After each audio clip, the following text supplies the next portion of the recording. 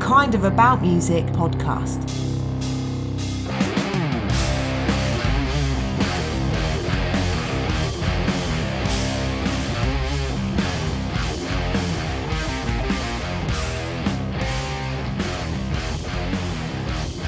Toby, welcome to the Kind of About Music podcast. How you doing, man? I'm very good, thank you. And yeah, always have to spend about 10 minutes faffing around with this microphone at the start of a podcast because I can never get the Don't angle hurt right. your hand again.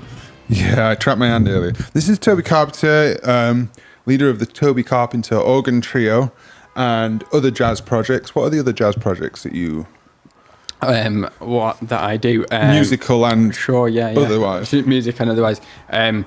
I got this other one which I co-lead called the Jigsaw Project. The Jigsaw Project? Yeah, Okay. with my friend Alex Woods. It often is mistaken for a carpentry endeavour because of our names, but yeah, that's like a co-led thing. Yeah. Oh, the Jazz Some Police. Sirens, yeah. I've arrived It's all already. happening on Hackney Corner. It is always. Yes, I do that. We got some stuff coming up recently, soon. 12th and 13th of May. I've seen the Tobie Carpenter organ trio, which is you on electric guitar, and you have an organist and a drummer. Yeah, that's it. Yeah. That's three, isn't it? That's right. That's three. And that's more old school. Yeah, it's all my original music, but it's got an old school kind of. What sort of area would you say?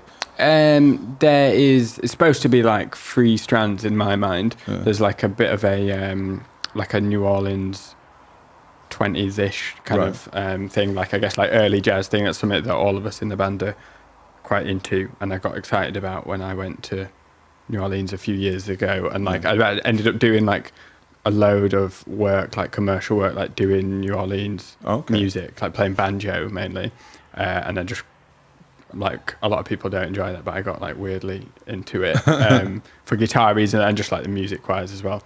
There's a bit of a thing of it, like listening to those early records, like Louis and Earl Hines and those people, where it's like you're literally listening to them invent the genre, like as it, it's unfolding. Like they're playing stuff that you've heard maybe a million times before, but when they played it, it was the first. Exactly, but when they played it, it's the first time it happened. Yeah, and so. They've never heard it before. You've never, and so even though you are recognizing it with nearly 100 years worth of hindsight to it. Yeah, and it's been referenced. Yeah. So I got into that like source thing. Yeah. So there's some like kind of early influences, and then there's like a pretty solid, I guess, like 50s like bebop kind of. And is that what you were thinking, Charlie Christian, that sort of thing for that? That's more like the earlier thing. That's more like the 1920s. Yeah, right, yeah. Okay. I guess I'm so bad at the jazz history thing, so I don't know it. Charlie Christian's like 40s, isn't it? So yeah, it's right in the middle. And then there's like a sort of New York 50s-ish sort of sound, like bop, hard what sort of artists would you be thinking about? Guess like organ trios like Wes Montgomery things and that kind of thing, really, I guess.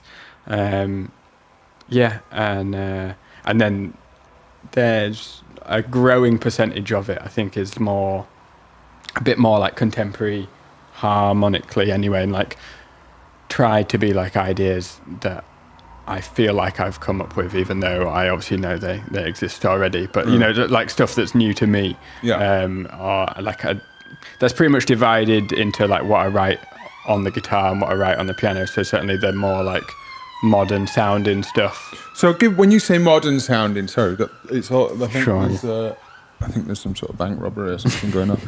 When you say, because when you talk to jazz people, when you're talking to jazz people, they're going to understand the terminology that you're using there. But for like people like me who are kind of, I know a little bit about jazz, and then there's other people who know nothing about it and just totally scared by it, thinking, I might not know what you mean by the kind of contemporary. Don't be scared. We should start with it. When you're saying kind of, so you're talking about the harmonic ideas, contemporary. Are you talking more kind of almost, I might have got this totally wrong, it's more like pop ideas and stuff like that, or things that come from pop music, or is this still... or is it something where it's more modal and it's more on a VAM? Yeah, that's a good question. I don't know if I can answer it. I won't be able to answer any good ones. This is the thing that jazz people do, right? They say all these words, and then when you actually call them out, they kind of just start mumbling and go, No, basically. I'm pulling your leg. I'm pulling your leg. I think what I mean by contemporary harmony is like, I guess like harmonic sounds that came later in the history of jazz, so more recently. So when I say modern, I mean after the 60s. So get geeky. I mean, give me a kind of an example of a chord progression that would have that sort. Sure. So like in the, we could maybe do it like in the 3 stages. I guess they're like a lot of the early, what I'm terming early jazz. So like jazz is like silly words, and there's like over 100 years worth of recorded music now, and there was a good maybe 30-year build up to it before anything got recorded. That's like loosely in there from like ragtime and like early American blues and stuff. But of like the 100 years of recorded music, pretty much certainly from every continent, almost every country in the world, it's like it's not really recognizable as a genre, is it? Right. It's another thing. Yeah. Let's not have that conversation because I haven't got anything useful to say about what jazz is. But so maybe like in the like what I'm thinking of as like the early-ish period and the New Orleans thing. My understanding of it is that that's more straightforward. There's not as much kind of color notes or something there's not as much outside. Things as that. It's like kind of maybe where some of the swing stuff comes from, because I remember I saw an interview with Louis Armstrong, or it was a show that he was playing, and he's dissing bop because he's like, I don't like bebop and all this like and all that sort of thing. And all the stuff that if you listen to Louis Armstrong and things like that, there's not really any chromatic or it's the chromaticism, I think. Yeah. So I think if you think of like the early like Louis period, or what people call like Dixieland jazz now or whatever, there's like it's more diatonic based harmonically than melodic materials. So that's just to translate that for people who maybe aren't as musical. Of course, maybe one day some people aren't musicians might watch this. That means the right notes. That they're playing the right. Notes. Yeah. Is it just like having just like tonal? Is it more derived from the like Western music that those musicians? Do, re, mi, fa, sol, la, te, do. Exactly, and a lot of those elements were exposed to a lot of that from the like European classical tradition that was really present in New Orleans and stuff like that. So lots of people had a nice mixture, or bands certainly had a mixture of like people had Western classical training, learning the popular music of the time. If there's all there's massive like French and Italian communities in New Orleans, and then people that had more like Southern Baptist Church, like church music at the time, and bluesy stuff that like that gets talked about in the history of blues a lot. So I guess that's like the two early factors or whatever. Yeah. And then like bebop happens like 20-30 years later. So what year is that roughly? So like starting in the like early 40s, I guess, is when people. I don't know when that term starts. And Charlie Christian is one of the first guitar bebop-y type guys. Like one of the first times that the guitar is featuring as a like solo, like a lead instrument. Very much like impersonating the horns thing, isn't it? It's like the first time that, which is the same sort of like parallel with the blues thing, isn't it? Yeah, I always think that about the blues players that were playing the electric guitar. What they're mimicking is the fact that the reason why the horns were the lead instrument is because they were loud and piercing and cut above the rest of it and played single notes. And blues is something I know more about. But if you're looking at kind of the early blues players who were playing with electric guitars, their lines are similar to horn players, and there's concept as well. There's the sound, isn't it? It's like feels like that. So metallic, shrill, kind of powerful. Yeah, and the sustain, I guess, that you don't get with the acoustic instrument. I think that parallels there, understandably, like right there, because so if you think like the early blues recordings were played, weren't they, on like bands, the very first ones, weren't they? Were like, it was bands with horns and stuff, and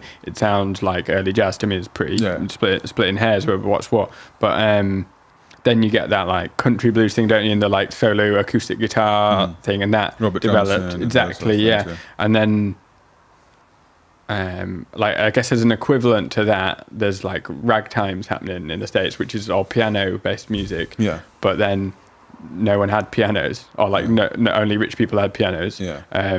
So then the like ragtime music was adapted to be played on the horns, Right. and then we went back into that thing, and then people started bringing acoustic instruments back in as technology allowed you to play the guitar or the violin or the double bass or something like that to get back involved with the sound. So the way we started off with this is your organ trio. Oh yeah, we're going through the history far, of jazz music. Yeah. But this is great. This well, is it started with dinosaurs, and then it's so it's got the early kind of influences, and then we're starting to get the bebop stuff where they're starting to put some of the wrong notes. That's it, just more chromaticism. But so when you're talking about the modern harmonic thing, if we talk about like how, because that's quite easy to look at the kind of the early diatonic versions of jazz. That's kind of, I suppose, more rhythm and the fact that it's improvised and that sort of thing, and with blues in it. And then you have the stuff that's got the non-diatonic, and it's still out of wrong notes, out of the box notes, and then you've got the modern thing that you're talking about. What is that? What's that there? And we're talking about, you talking about harmonic ideas. You're talking about the chord progressions are different and weird, and I guess so. I guess, or what you would do over a particular chord, like the sounds of a chord. It's got weird extensions in it. Yeah, maybe having. Yeah, because I guess like bebop is focused on, because of the chromaticism, that's the thing that jumps out, because we get a sense of, or when you hear it at first, and maybe for the following 10 or so years, you get this sense of losing a bit of gravity of the tonality, don't you? You can sometimes feel like, because there's more notes. That's a good way to say it, yeah, you lose the gravity. Yeah, so like the power of the main note, amen, is a bit less clear, because you're like, but I've heard all these other ones, but the thing is that it's essentially a diatonic music harmonically. So most of the bebop musicians didn't really write chord progressions. So Charlie Parker never wrote. It would play over the older chord progressions, which are the standards. Exactly, which is all show tunes, which is all written by European immigrants, like working on timpan and have their roots in, as you say, European classical music, popular music, and maybe the European folk music as well and stuff like that. So it was like a melodic language that developed, and then that, but the harmonic thing was, it developed, but it wasn't the biggest jump. But I think probably the rhythmic language was the biggest new thing, but I don't know, that's another story.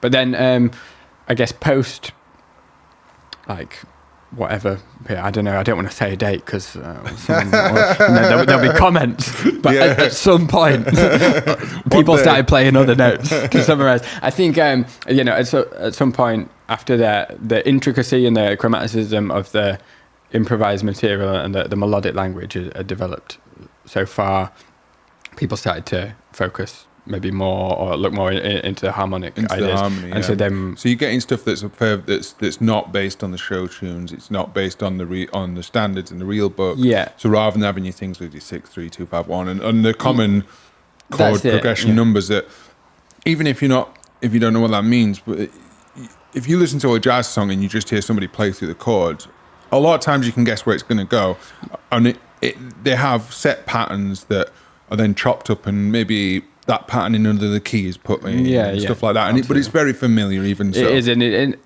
not to speak down of it, but this word can be seen as derogatory, but I don't mean it to be, but it's incredibly formulaic, which is handy when you're trying to learn it. And of course, once you figure out the formula. And when you see somebody playing, part of the craziness when you see somebody just wailing over a jazz standard and putting all this chromatic stuff in, is that at its essence, there is formula there. Now, at the moment, they might be in the moment and not thinking about it, but there is, even in that, what looks like chaos, it's rooted in the idea of that person knows a formula so well that they can kind of go do away with it. But the chord sequences themselves actually become quite simple. Yeah, in the central, and it's you're like kind of compounding complications on top of something really simple. I suppose. So I think the parallel was the way the melodic thing developed is that we took the 7 notes of the scale and then we paired them back to 3 or 4 that are going to go with the chord, and then we improvised with it.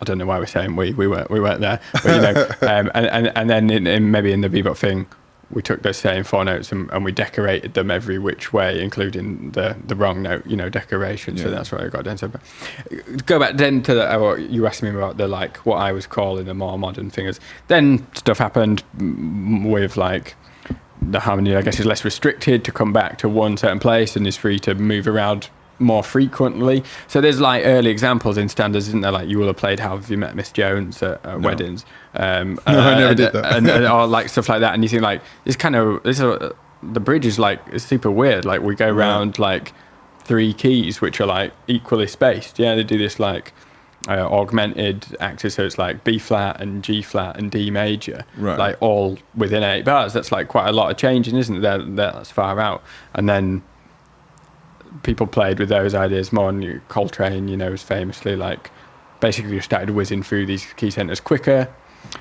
Right. Okay. Herbie Hancock with Wayne Shorter, you've heard, even if you've never listened to any jazz, you've heard so much Herbie Hancock on every hip hop record, you've heard a lot of Herbie Hancock impersonations, and you've heard all that stuff. So yeah, that's it. And then for me, like going back to my thing, I've looked at some of that, having been lucky to like study jazz or whatever and try to do it. But so basically, if you want to hear the history of jazz, go and see Tobie's organ trio. I wouldn't term it like that, although maybe it's a funding angle, perhaps. But I've been trying to sit at the piano, not thinking about anything like that though, and just try and think about like. How can I say this without sounding like a twat? I'm just gonna have to go for it. Like thinking about like the energy of each thing. So I'm trying to think a lot less about what each thing is. So like let's say like a C major chord is a C major chord, yeah.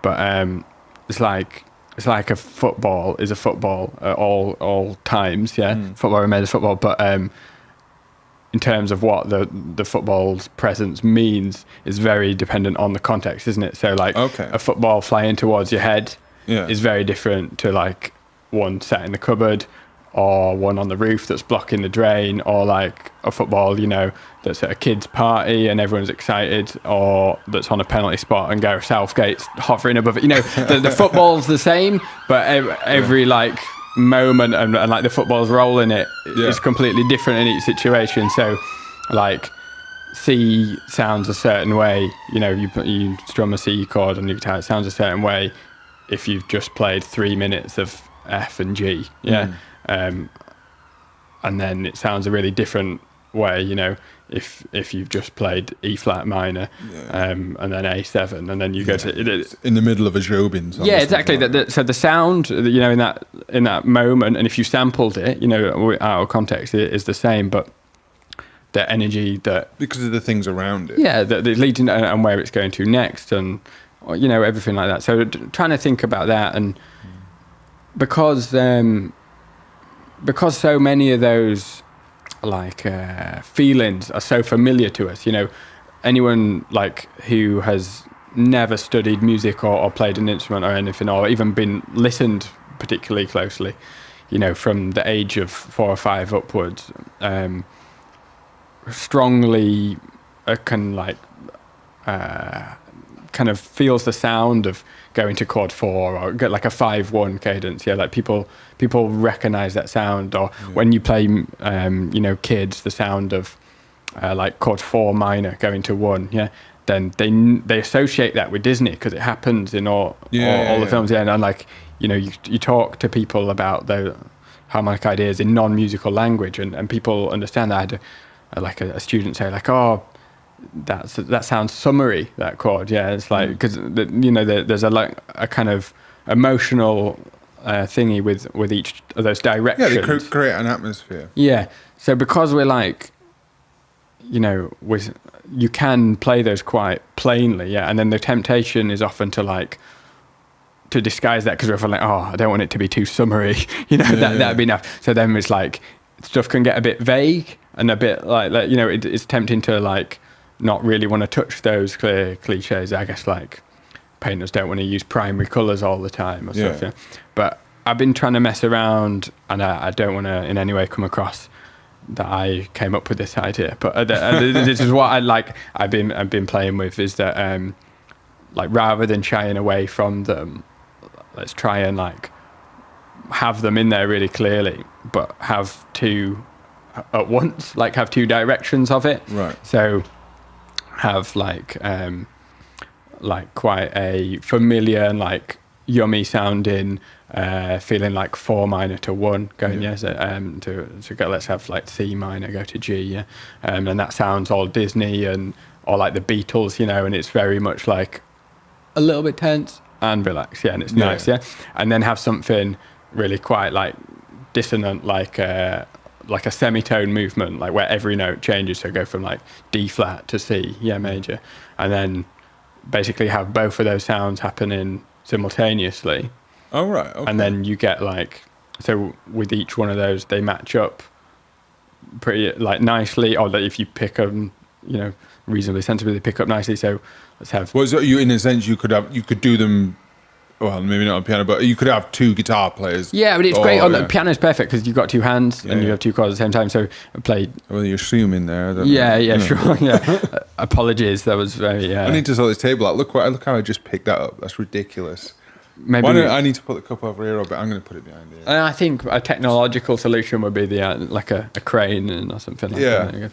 So so that example, let's say like I'm going to play D flat in my left hand and play C minor in my right hand, and it makes a lovely chord. It makes a major 7, sharp 11. Yeah, right. Okay. So it's a nice sound. I'll take your word for that. Yeah, and then we're going to do the weird like semitone movement, dong, like clunk it all down to in my left hand to C triad. So that's a bit of a jarring movement in one way, and then we'll do the like smoother, the Disney, the Beatles move on the right hand, and then we'll end up with G major over C, and that's all a bit like slushy and stuff. And right. So do you think like a normal listener would hear the nice bit and the other bit is separate, or does it create something? Yeah, I think it probably just sounds like 2 chords, doesn't it? That hopefully are both fine. So but I think it's a thing to drive your concept while creating, rather than people don't need to unpick it in the same way that you don't need to unpick a Beatles song, but there's a lot going on. Yeah, that you're missing the point if you're saying why are these all major chords? Why is there 5 major chords? Sure, yeah, but hopefully those things are, even as musicians we listen or we hear things subliminally, don't we?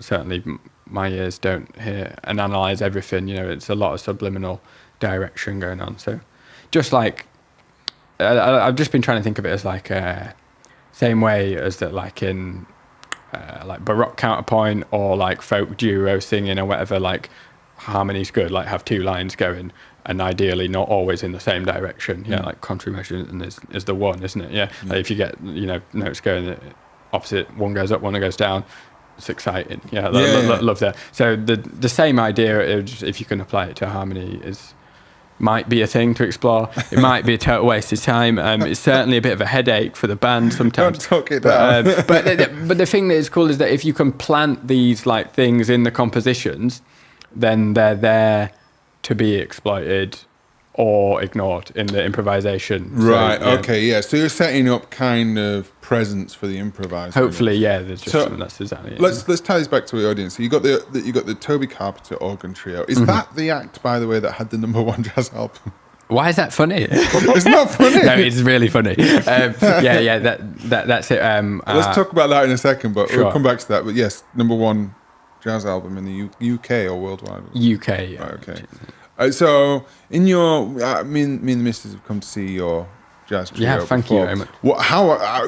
Having said all of that, where we've gone into depth and as interesting as that is, what I would say to kind of the lay person is that if you want to see 3 people, a guitar player, an organist, and a drummer playing jazz, it's kind of, well, not in a derogatory, it's exactly what you want from it. It's exactly what you'd kind of expect. Cool. And there is, even I can tell there's more the contemporary stuff that you're talking about and the bits that are more kind of beboppy and more old school swing.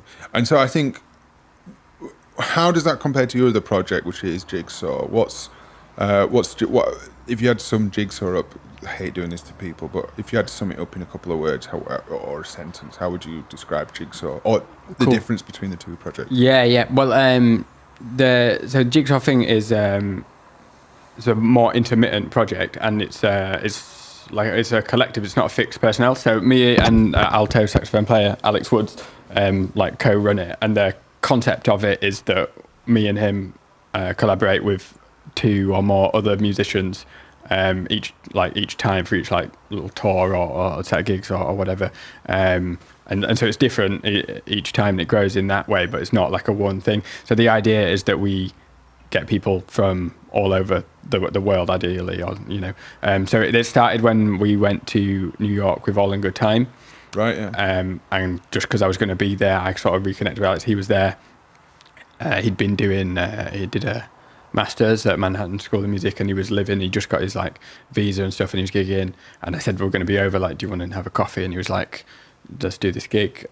So we did this gig at Club Bonafides in Manhattan, which was crazy, it's a really nice club. Obviously the All in Good Time guys came down and stuff, which was funny, and they got to understand my joke about small audiences that I've been making for years, but it was cool. And then so then from there we just decided do it again, and we've did one in London and one in Birmingham. We had some guys come over from Paris and do it. Sorry, that was supposed to be 2 words, wasn't it? Basically the idea is that we I was just trying to set you off. We get people over and go other places who we've not worked with before necessarily, or but maybe we're fans of theirs, or we know their music, and we're interested in what they do. And then so by the nature of it, it's got to be stuff that we get together quickly, because we'll have a rehearsal on the day, and do it like that. And sometimes we send stuff back and forth, but basically it's about getting something together that when we can all improvise, really. So this is the side of music that I'm getting more and more interested in as I get older, and it's strange. I've got an idea similar to that, but not based in jazz necessarily, but that I'm wanting to start sometime this year before Christmas.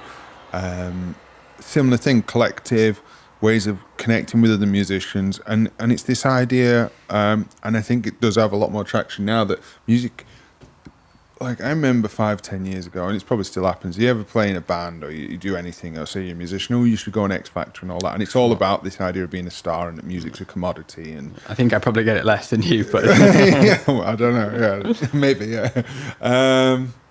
But this idea of it's a tool that can be used to connect with people and to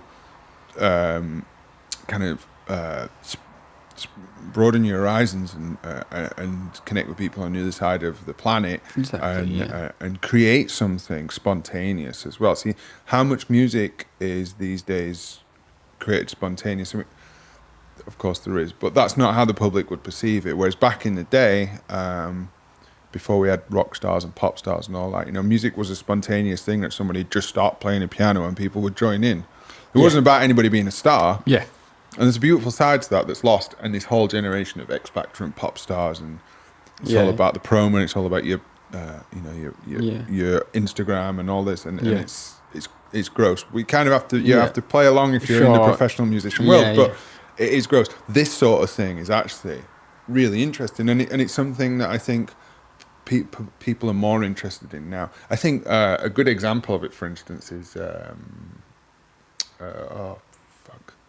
Wolfpack. Right, yeah. Because they do stuff where they get different people involved in it, and their stuff is great, but it looks like it's pretty, some of it's maybe thrown together, and it's not even the most difficult stuff. They just seem to get really good players, and they've got one person filming it in a room, and maybe it's pre-recorded or maybe it's recorded on the day, but the point is it seems to have some sort of immediacy to it, which I think is great. Yeah. And a collective idea as well. Yeah, and I mean, it's very hard to cultivate that, around the Joanna sort of spontaneity, especially if this is how we're making a living. But I think, like you were saying as well, in the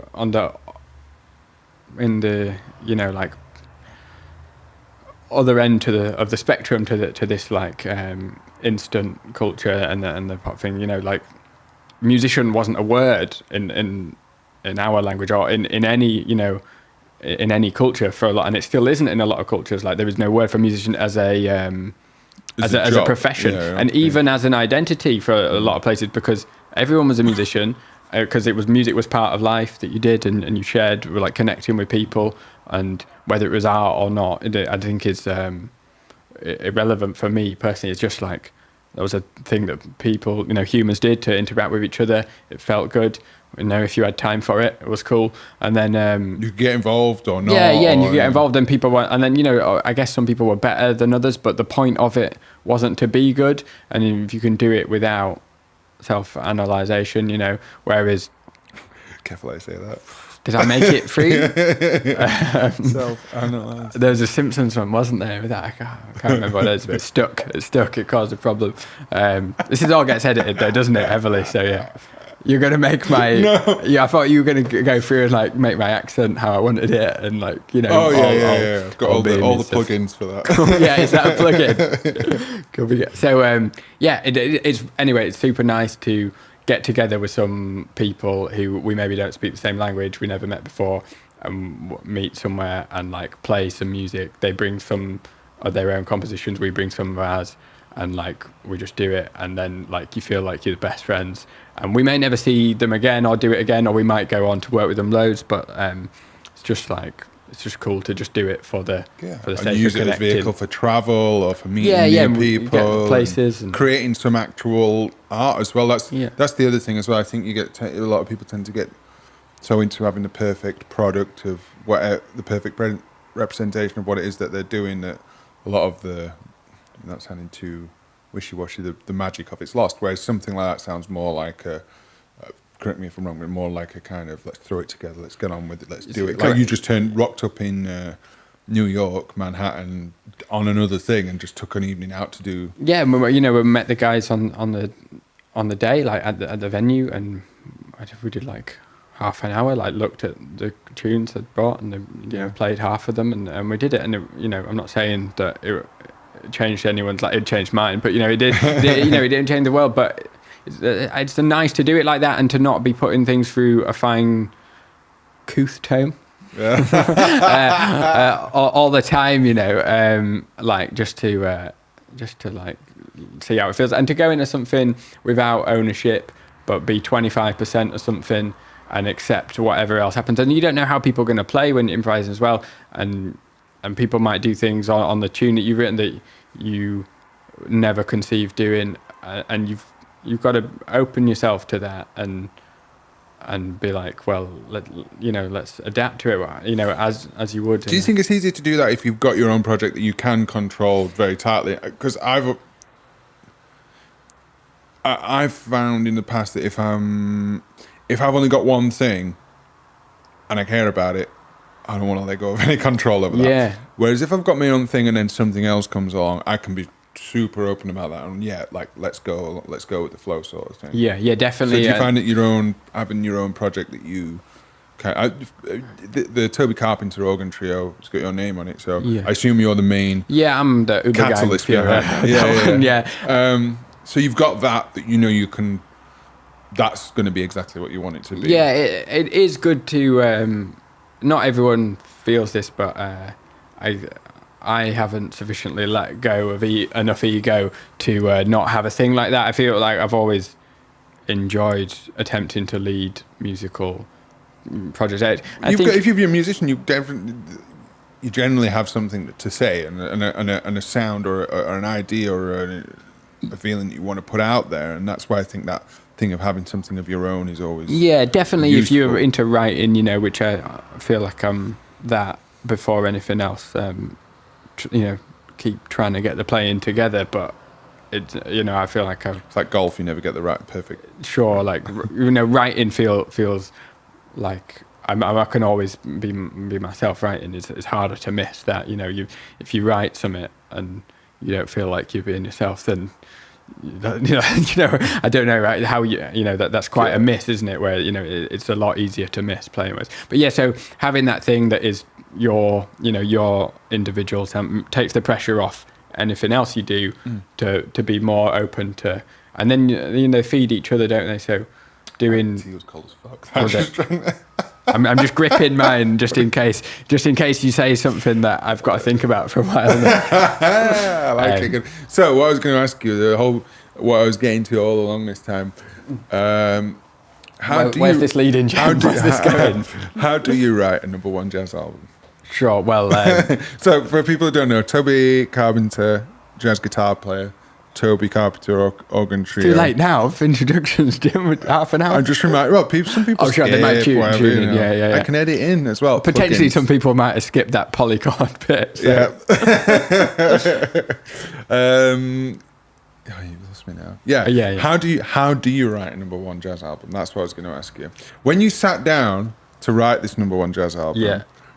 Well, obviously, I wrote that on a little whiteboard above my thing and then stuck visualization, the secret. It was a bit like in The Wire when they're looking for the Barksdale boys and they've got like the string everywhere, and I was like Lester Freeman being like just building things, like just coming up with just like licks and pinning them on the thing. No, I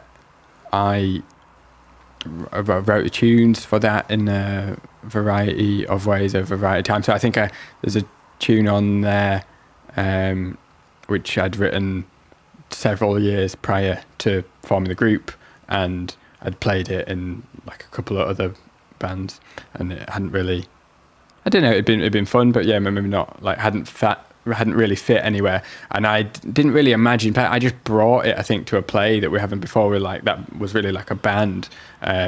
I think I maybe just played it on, like I had a residency gig for a few months where we were like, it was like a guitar trio thing, and I brought in like, and then people seem to be like loving it because it's, I don't know, for whatever reason, it's like really. How do you know when the jazz crowd's loving it? Well, they kind of nod slightly. I don't mean the audience. I mean the musicians, obviously. Yeah. I could never. I don't think I'll ever be able to answer that second question, but you know. So I guess if they're still there, or there's certainly been no bigger compliment than like several people have come to more than one gig, which has been amazing. So you know, but so I wrote some stuff. What was the name of that song that you wrote? That's Jumpin' Jackson. Jumpin' Jackson. Yeah, about half Jackson. And you. So you wrote that, you tried it in other bands, and then you tried it with this lineup that you've got. What was the writing process for the album? Like, I can understand how a pop or a rock or R&B or whatever album comes about. I can understand the creation process, but with a jazz album, like, you could be forgiven for thinking that it's like, right, let's all turn up and let's just press go and record. Yeah. Is there so obviously you've spent time writing the songs. How many songs were on the album? I think there's 5. There's only 5 songs. tunes, Okay.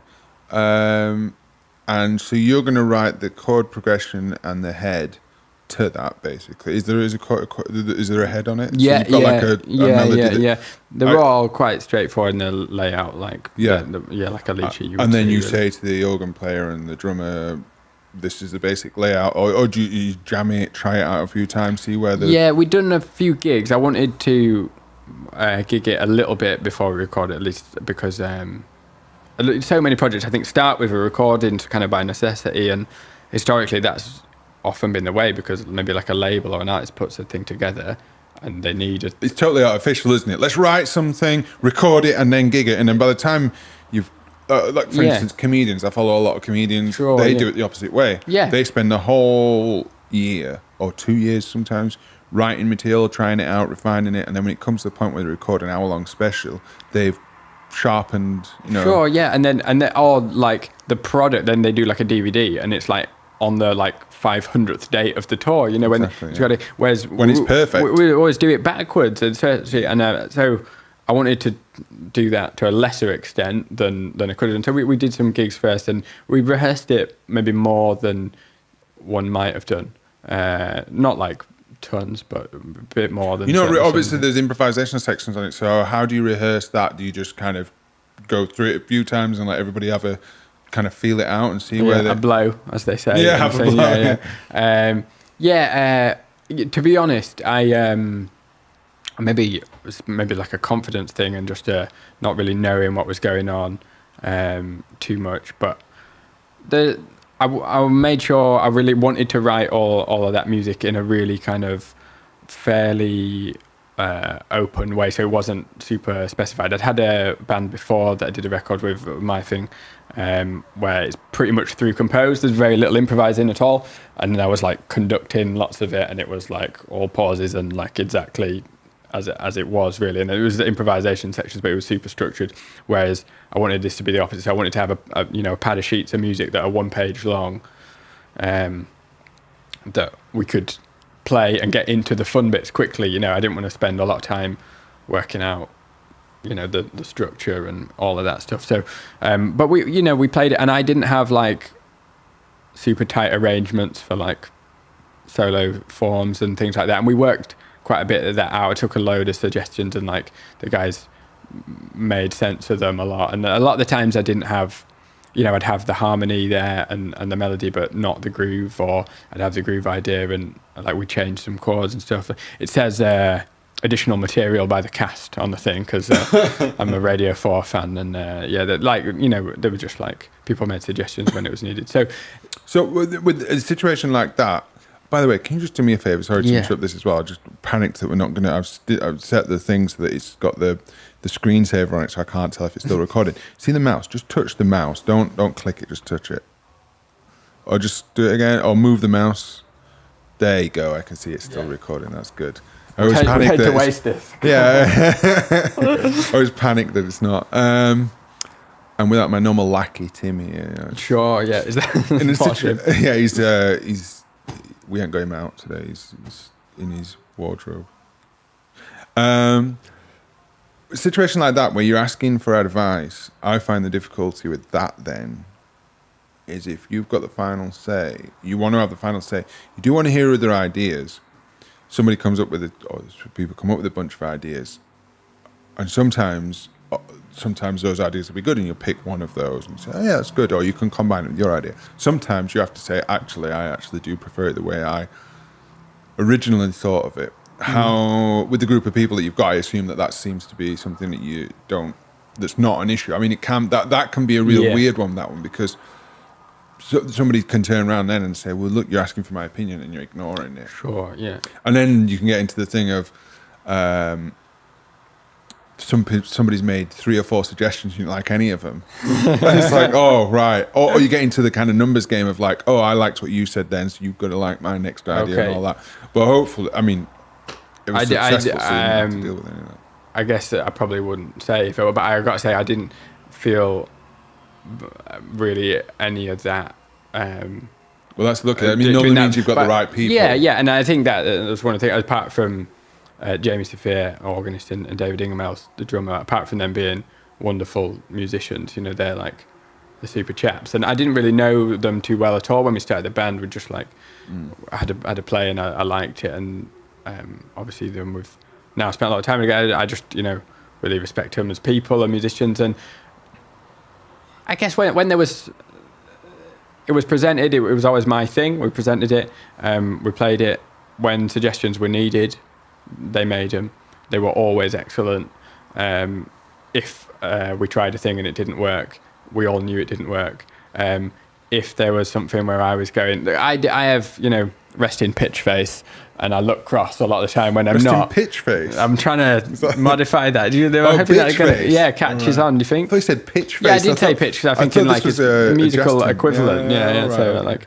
trying to pioneer that. Feel free to use it or Trademark. not. TM. When you play, you like in rehearsal, like quite often, like just thinking about, and they'd be like, "Oh, did you hate it?" I'm like, "No, I'm just thinking." And then if there was something that didn't work or wasn't fixed, then I just penciled it, and then I worked on it by myself and came with some suggestions, and we tried them out, and then because so. Once you know a group quite well, so writing for the band now is quite different, because we've done God knows how many gigs and like done recordings and videos and all that stuff. So you've done all that process. So hopefully it's a bit quicker, or you've got better ideas of what's going to come up. But certainly that EP was... Things can go unsaid once you know each other a certain amount of time. When you're first starting off with people, everything has to be said. Yeah, and it was all fun really, and they might say otherwise. You should have them on, and they can talk about the painful trudge of me dragging them through 3-hour rehearsals. I mean, we spent more time sat in the garden than playing, certainly. So I think that's sometimes the thing, isn't it? The bonding of the group and the rest of it kind of makes sense. I mean, no, I was like this. Yeah. Yeah, no, definitely just like being relaxed. And we did like 2 tours last year. We did like a little one when it launched, and then we did a longer one where we were like away consecutive nights. And where did you go for those? Just the north of England, mainly the best part. Yeah. I don't know whose idea that was. We just did like. Did you get involved in any meat raffles? there was no meat raffle. Right, okay. I mean, often jazz gigs have a raffle. Yeah. But I think we missed both of them. A friend of mine, she a singer, she's been on the podcast, Anna. She when she was getting back into singing because she'd been away for a bit, she took some gigs off an agent in working men's clubs, and she'd never been in working men's clubs in the north of England. Right. And my dad worked in working men's clubs for 15 years as an organist. He was a guitar player, but he's also worked as an organist in working men's clubs. So I've been in them as a kid, and I know what they are. And there's a thing where they have the bingo in the middle of the evening, and then they have the meat raffle as well. So you have to stop for the meat raffle. And the meat raffle is on Saturday night. A meat raffle is hard to believe that it is what it's. It's exactly what it sounds like, and basically it's for people. It makes sense back in the day, like on a Sunday, the winner, winners would have like a bunch of free meat that they'd get to cook, and that would be a big thing back in the day. But yeah, it does seem. It's just quite ridiculous now. Phenomenal loss of innuendo potential, I think, isn't it? But imagine the whole thing of having a bag of meat sat there on your for night out, for the rest of the evening on your night Normally, out. you like to collect it on the way home, at least. Yeah. I mean, but that is, And she could believe it. She didn't believe it was true. She was phoning me up. She didn't think it was happening. What's happening here? What these crazy people doing? Yeah, and you had to justify the meat raffle tradition. My guitar teacher in school is, I guess, a big reason of why I got into it, because he was just such into meat raffling. Yeah, such a great guy, like in a really understated way. Just really passionate about meat. Yeah. I don't know about his eating habits. I don't think we ever ate, but. He did working men's club circuit. He was like a great classical guitarist, and he'd done that in around Leeds and Bradford for years. And he used to tell me funny stories about it. And he said, I can't remember which town it was, but I often appropriate it based on where we are on the tour. But it was, I think it might have been Halifax or Bradford or something. And he said it was just horrible, no reaction, no applause, no joining in. The whole thing was really, really horrible. And then they played, I think it was like a ballad or something, and they started getting a slow clap at the end, and he semi-sarcastically thanked them for the applause, and then just got a response back from the dad, I'm not clapping you, I'm trying to get the sauce out this bottle. So I always think about that with the quiet ripple. All the sauce. You can imagine a thick Yorkshire accent as well. I forget you're from Bradford, yeah? Yeah, I am, yeah. How did you end up down here? Well, let's get to that in a second, but how did the #1 jazz album thing come about, right? Because I'm laughing because how you presented it to me is you had no idea that this was something that was possible or going to happen. But you record this debut album for this act, for this lineup, with your mates, with these musicians, and put it out and release it. Did you do anything special? Was it something where you sent it off to loads of people, or paid a PR company or anything like that? Or was it just a thing we wake up and it's #1 on the jazz album? You're like, I didn't even wake up. We did the launch gig at Kansas Smitty's just around the corner. Yeah, on Broadway Market. Yeah, and I was freaking out, thinking, no one's going to come. The music's not ready. We'd rehearsed the 5 tunes, and then it was we've got to play 2 hours. Yeah, it's a cool little place that as well. It's sweaty and small. It's this living room. Sure, it's even small. So we sold it out, and it was they over capacitated. People were loads of people came down to support, which was super nice. And how I played, I don't recall, but it was a euphoric vibe. Certainly, I think the straight it being over, and this was last year. It was March, 2017. Yeah, because I remember it was before I kind of knew you as well as what I do now. I don't think I knew you yet. Yeah, I don't know if we'd met. By that point. I mean, maybe done a couple of. It's fine you didn't come. I'm sure you had a gig or something. It was Thursday. It's just around the corner as well. Although I was living in Golders Green at that point, but yeah. So Kansas Smith, what's it called? Kansas Smithies. Yeah. With the cat upstairs, they have the cat walking around the bar, don't they? It's quite famous oh for yeah. that. So we just did the gig, and that was cool. It was done, and we sold some CDs or whatever. And that's what I thought it was going to be. Like, we just got like a small batch of CDs done, and we had like 5 dates in the book or something. And I just thought I just want to put it out, Bandcamp or whatever, and we'll sell some CDs on the tour, and I will have done something, and then we can use it, or maybe not, and I will have done it. And it was just like a big, personal step to like to have an album that you've released, do something, because I'd done something in 2012, like as I came out of college, like released a thing that like did nothing, and I did like a few gigs with the band and kind of fell out of love with it a little bit, but and then we got home, and Jamie was staying with us, and so me, him, and Emma got a taxi back, and we were like, that was nice, whatever. We were feeling happy, and then Emma was like, I'm gonna go to bed. She's working in the morning, and then she came downstairs and she was like, check the chart, and we were looking at the phones, and when you're number one, which you'll find out soon, I'm sure, course, yeah. Your like picture is like the picture for the chart thing, I think. And so but I was like, well, I've bought it myself, or like, that's just because it's my phone, and we checked all our phones and like couldn't like work it out, and like trying it on different computers, and like looked at it, and it was on like Amazon, all the different ones, and then I rang the label people. So this is not just iTunes, this is the UK jazz chart. Well, I think it's iTunes, and then there's like an Amazon one, and then but it was on whatever. all of them. Yeah, I think so. Yeah. So you rang the label, sorry. Yeah, and or maybe like Facebooked them or something, and they were like, no way. And then two of them, like one of them was like, no way, and the other was like, obviously that's great, yeah. Yeah, that's cool. What we do. They were amazing. I think that they did it really. They did it well, like with whatever, and I just like, thanks to everyone who bought one. Like people bought it. So how long was it? How long was it number one for? Oh, well, one day. And then it was like number 3 the next day, and Yeah.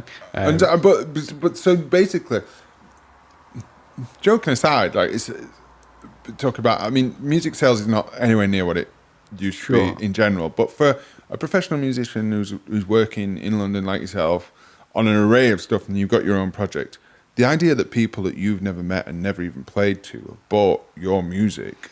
Yeah, and around the world as well. When you get the stats back and you can see where everyone is and stuff, and that's the. I mean, even when I've had videos of stuff where it's got views on YouTube and stuff, or you watch it, and it's just that's really what you kind of. It's part of what you're doing it for, in a sense, is the fact that, oh my God, this is a real thing. People I don't know have bought this. That must have been. I would think that would be, for me, part of it. That's pretty incredible. Yeah, I mean, to be honest, having never considered that something like that would happen, I hadn't considered why I was doing it. Yeah. But I think, like, if you take like the idea of stardom and fame and all that sort of thing out of the way, but a lot of the reason why people write music and have bands is because they want their music to mean stuff to people they've never met, or people have never met or don't know, to listen to their music and to kind of have something out in the world that's listened to, a piece of art like that. And that's what number one for one day or whatever, but still that shows that people have listened to this and bought this. Yeah It's an incredible thing to achieve. Well, I think thanks to the label and whatever. It might be being humbled. I think it's good that it was like, I don't want to talk about the business side about it because I don't know anything about it, so I'm unlikely to say anything of worth on it, but it was cool to do that with zero PR budget, because I think that it seems like I hear conversations like a lot of people feel like you just get back what you put in, and you basically, you just got to have the biggest PR budget, and I've no doubt that has effect.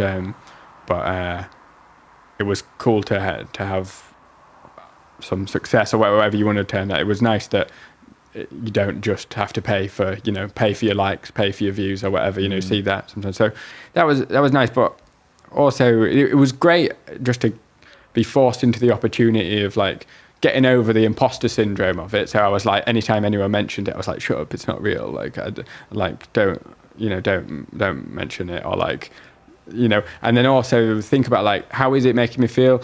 Am I happy about it? Yeah, I think so. But is that because it's like an ego thing, and is that enjoy fine? the ego side of yeah, it? but obviously, like, that's how I overanalyzed it, and but it was good to like. Certainly, wish I'd never recorded it. Sure, it certainly feels nice to have just done a thing, and it, and like I didn't get rotten fruit thrown at me, like, so, like no. But having said that, it doesn't make the music any better or worse, does it? So, however I felt about it when I first listened to the mixes, I still feel the same about the music. I still feel like there's a long way for it to go. It's an interesting thing. It's an interesting point, because what you get from the fact that the people have bought it and obviously enjoyed it and recommended it, and I assume that they sampled it as well before they even downloaded it. Probably that's what most people would do. And you must have a thing about how many you must have. Was it on Spotify as well? Yeah, but I waited to release it on Spotify. But you'll know what the numbers are for the Spotify listens and stuff like that. So what you're getting is the fact that people are not listening to it. Oh, I don't want anything to do that. So you're getting validation, which, yeah, it's ego. But you know what? Sometimes it's important to kind of have yourself it's useful for you to anchor what you think is good to the real world. Yeah. So like, you talk about imposter syndrome. I think that's a lot of very good, talented people have, and it's something that people who tend to make it a lot of times don't. Right? Sure. Yeah. You're gonna need the opposite, whatever. Like I've been outposter. Yeah. Exactly. Yeah. Just people who kind of just talk the talk, and that there's not that much backing it up, and maybe they just fake it till they make it or whatever. Or maybe just nobody catches them out. But they get. But what this is showing you is that you're probably somebody who's susceptible to imposter syndrome. And I know from talking to you that you are. We've talked about it before as well. And part of your, the thing that's difficult when you're being creative is like, is everyone going to... And it shouldn't matter. It shouldn't matter. If everyone going to just think this is shit, is this weird, is this crazy, is this not very good? Like, am I on the wrong thing? You can have those self-doubts, as somebody's trying to create product and art. And you've had those kind of fears laid to rest a little bit, and okay, it's not Appetite for Destruction or anything like that in terms of how many albums stuff, but you have had a degree of validation. Now, the other argument is like whether that's worth anything or important or not, and we can go into all sorts of Buddhist and Hindu ideas about that and stuff. I'll start to talk more and more nonsense. Maybe we go back to chords. But I think... But that's what's good as well, though, to have that linked thing, is that actually that isn't important. I still do feel that, like you said, that's a really cool attitude to have at the same time. I think, because we've all, like, tried to learn music, we've all basically... I know everyone does it in different ways, but essentially involves... sitting in a room by yourself for most of the day, which would be considered a punishment even with inside a prison, and then and then doing something that's really repetitive and boring. I'm talking about practicing in case anyone wasn't sure where that was going. Yeah. But then and then analysing how you're doing it badly and like comparing it to the people who are the best in the world are doing it. So it is like a form of psychological like self-torture, isn't it? Like it doesn't have to be like that, and I've been trying to make it less like that. But essentially that's what it involves. You spend many years of your life spending most of the day telling yourself why you're doing it bad, why it's not good enough, why it's got to be better. So this is a classic recipe to develop some kind of need that, like, okay, so if people travelling an hour and coming and clapping and paying 10 quid and not leaving at half time, then that's quite cool. I'm allowed to enjoy that because I spend most of the day telling myself, that it's just like, this will never do. And well, this would, and it's the thing, this will never do. Yeah. My inner monologue doesn't talk like that, but...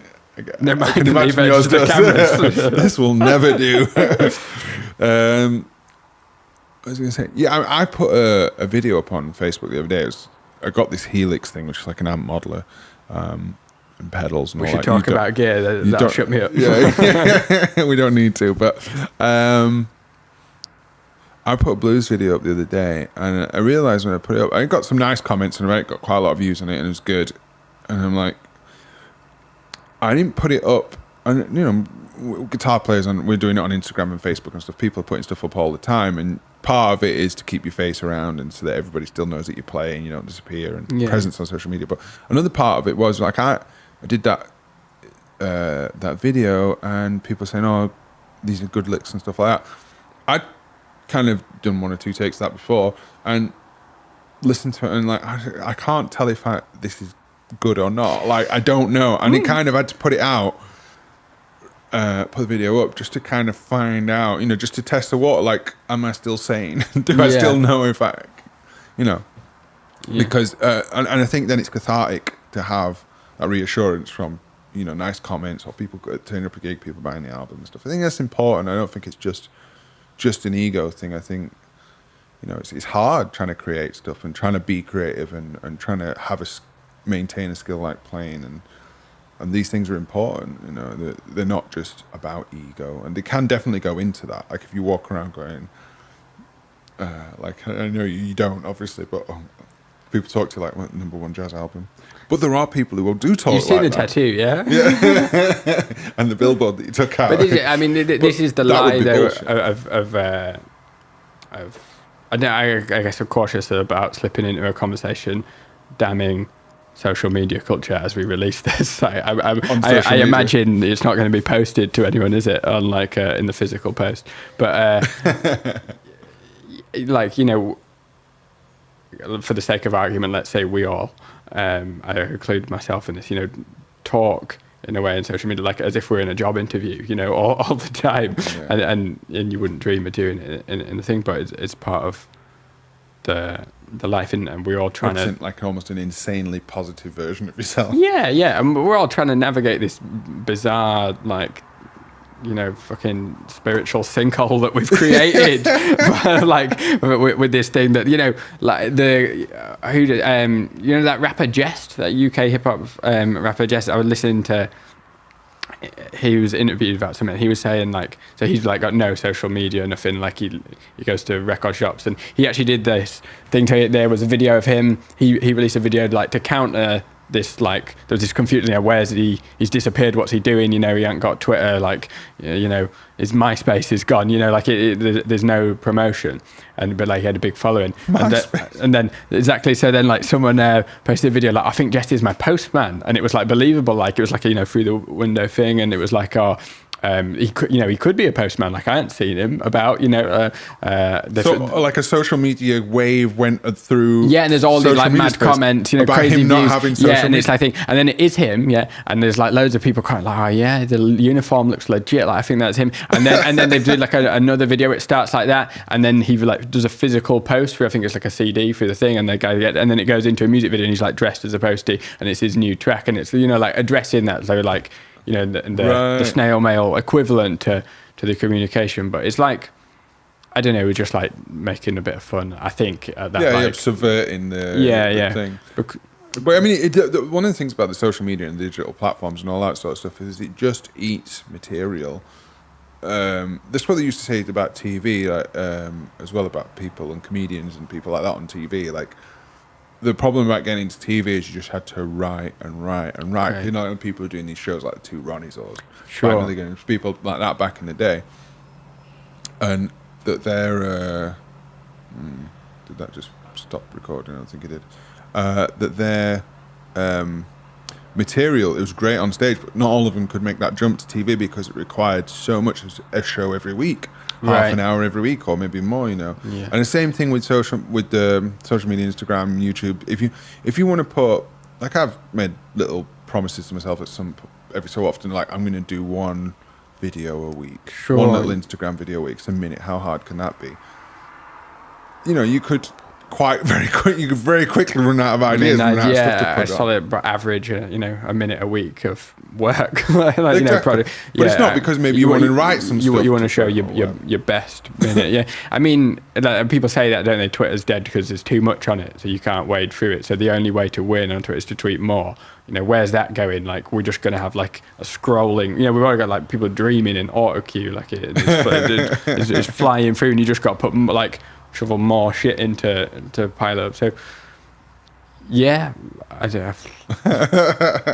I don't even know how we got into the social media vibe, but I think it come from this about creating products. And anyway, the point of the whole thing is you had a #1 jazz album. It's great. You got, whether you like it or not, you got validation from the audience. That's not all jazzers are into that idea. Yeah, but there's a story of some old jazzer that I keep hearing where some guy, somebody told me about ages ago actually.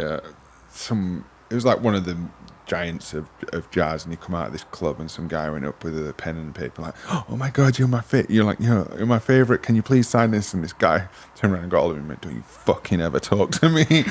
You're nothing to me. Get out there." This idea that the audience has nothing to do with it. That's beautiful. Well, so I did not have a similar experience. I mean, from the fan end, either obviously not from the other end, but me and my fiance just went to Italy. We had a little holiday, and she got this all for me, like, surprise, and we went to see Bill Frisell. I don't know if you know, but he's my like musical hero, guitar like god. Certainly my number one. Pedals does he use? Well, so at the end of the gig, there's a fucking massive line of people taking photos of the pedal board. Oh, right. I've seen him, like, I think that was like the 6th time I've seen him. Every time there's like a queue of people doing that. It's like 3 pedals, and he's had them all since the 80s. Like, so like it's a point of principle, pride that I don't go. But anyway, you will have heard him on loads of stuff that you don't know about. His incredible guitar player. Anyway. So like, there isn't that many people, alive who I would get like jittery about. But anyway, so excited. And I'd like, when I saw him when we entered the venue and they were like checking and stuff, I was a bit like, oh, like, get yourself together, man. And then, anyway, I'd like been to the venue earlier in the day because we'd gone all the way to Italy for the gig, but we didn't have a ticket because you can't book one. You have to like show up on the thing. So right. I'd gone quite early in the day, and the guy thought I was a bit of like a super fan stalker, which I am. And it was one of the chefs who I chatted to, and I was a bit like, are we going to get in? He was like, yeah, it's cool, like just come at 7ish. And there was a massive queue like down and stuff. Anyway, so we got in, and then you book for dinner, and basically the chef had moved my dinner table to be like this close to where Bill sat. So Bill Frisell's there, honestly, much closer than we are now. So like his table finishes there, and I'm here with like less than like 2 foot away. The rest of the audience is like 6 foot away. Yeah, just like, there on your exactly. own. This is like not for the gig. This is for like dinner. So him and the tour manager and the other band member, there's just a duo, are having dinner, and we sat down there, and I just like look. So I sit, and it's like, you're either gonna say, "Hi, you're my hero," like I love you straight away, or not. And I obviously didn't straight away because I choked. And then I was like, he's going to be trapped there for the whole time. And he's such a nice person. I'm sure that like he would have been really nice, but it just would have been horrible. So like, an hour and a half, 3 courses go by and a bottle of wine where I'm like, obviously can't concentrate on anything, just listening to what he's saying. Yeah. And he's like telling all these amazing stories, but like quietly. And then at the end comes, and I'm like, I've got to say that, and then I don't. And there's like other people, like other like guitar nerds, like come and they're hovering, and then they bottle it, and you can see it. And I'm like, got pride of place, and I didn't take my opportunity. But then after the gig, I was like, I've got it. So then I went and said like, thanks, and I love you, man. And he shook my hand and like looked at me like I was weird. So I just like rambled. This was great. Bye. It's a weird dynamic, and it's not really available anywhere else in nature, in a sense. That kind of idea of somebody who is a total normal person, apart from they've got this skill that you know them for, and they've put out this this work that you enjoy, and then you become, all of a sudden they become there, and you become there. When on any other day, in any other situation, you would just be talking as normal people. Like when we went to LA for the All in Good Time thing. Sorry, little plug. Yeah, plug. All in Good Time. I'm trying to get Jason to give me money so he can sponsor Okay. it. I met Joe Rogan and Brendan Schaub, who are like, I've always enjoyed watching their stuff and all that.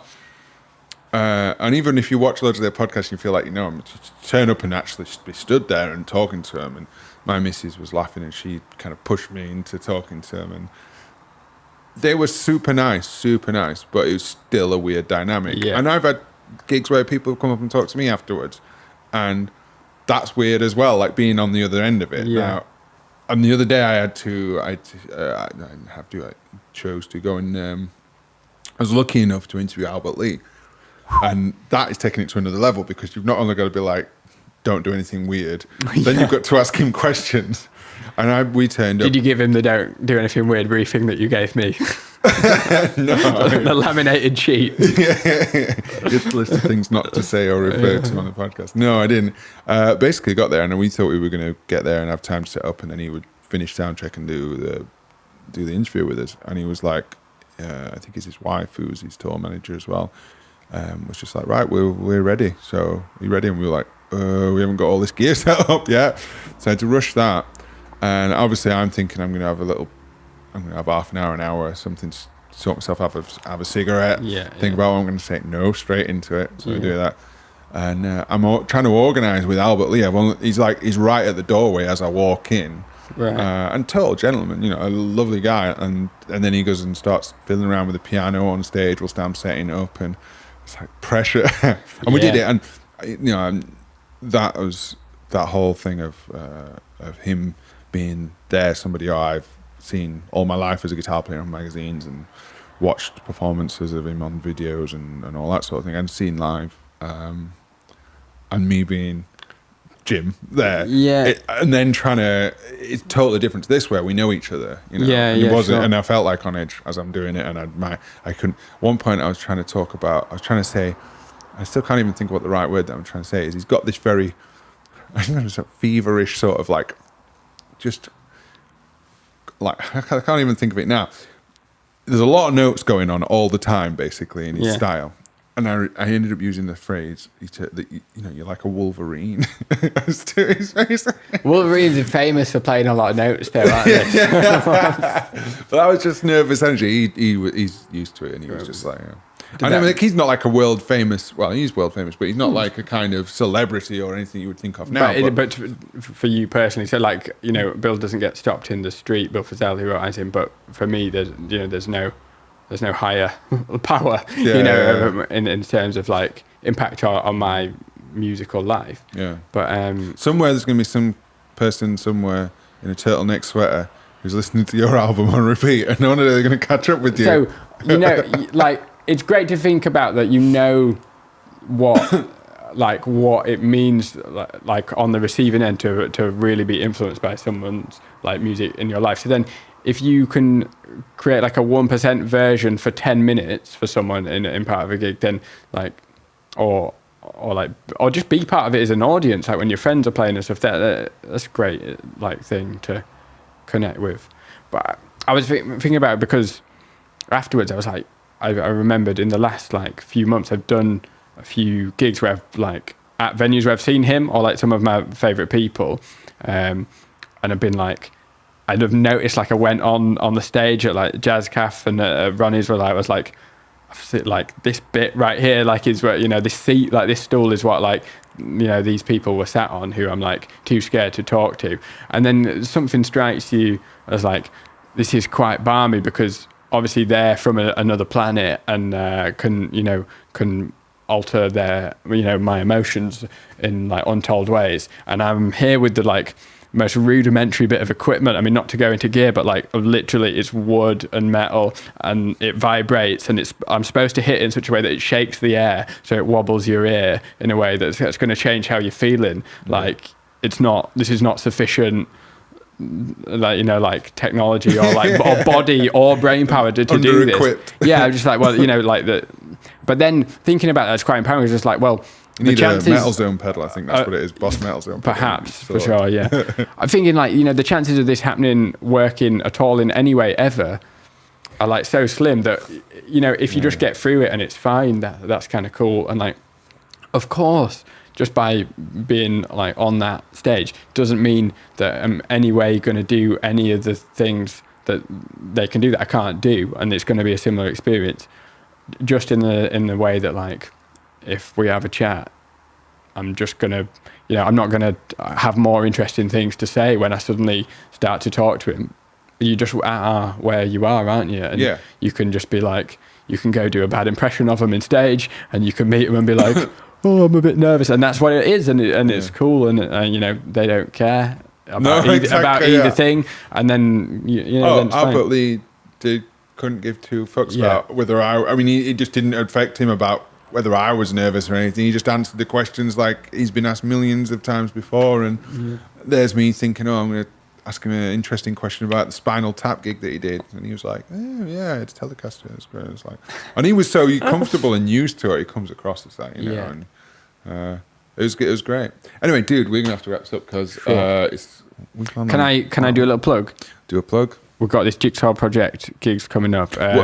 Is it called This Jigsaw Project? Oh, no, it's called the Jigsaw Project. The Jigsaw Project. So we got 12th and 13th of May in London and Birmingham, respectively. And then I've got a record coming out, a duo with a violinist called John Garner on the 4th-ish of June, so sometime in June. Fantastic. Well, you've got a high thing to top from last time. Yeah. No, man, it's been fantastic. Thanks so much. Have you got like a website or social media? TobieCarpenter.com, TOBIE, because I'm fancy. Yeah. Same on fancy, Instagram and all of that, so you can see my weekly 1-minute posts that I'll have to start doing. That's it. And I'm sure he's got 1 or 2 turtleneck pictures on there. Collection is in full flow. Yeah, all the gigs should be listed on the website. Fantastic, man. Well, check it out, and thanks so much, dude. And I think I need to eat now. Let's time for that, isn't cool. it? All right. And and good, and congratulations with your engagement as well. Thank you. Thanks, Jim. Nice one. The Kind of About Music podcast.